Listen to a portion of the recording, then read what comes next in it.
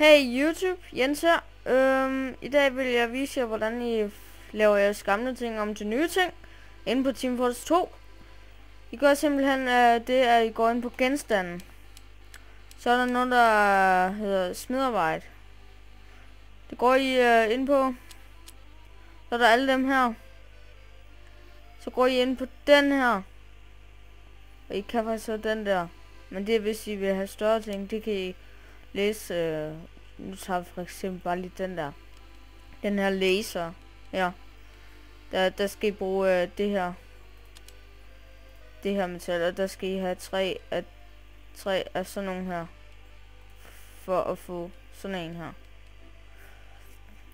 Men der kan I simpelthen gå ind på hvad vil I have. Jeg har faktisk lige lavet noget i dag. Så jeg har ikke rigtig nogen ting lige for nylig. Nej, ikke der. Jo, det var måske der, og så ja, den der guldur. Det er guldur. Og så med sådan jern her. Sådan en her. Så vi at få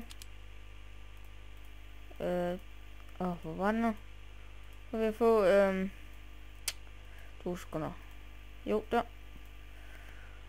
Få den her. Og så trykker vi bare smed.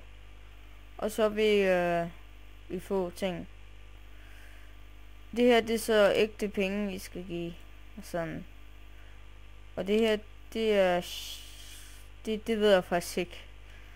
Men tak YouTube. Vi ses. Jeg laver flere videoer næste gang. Ses.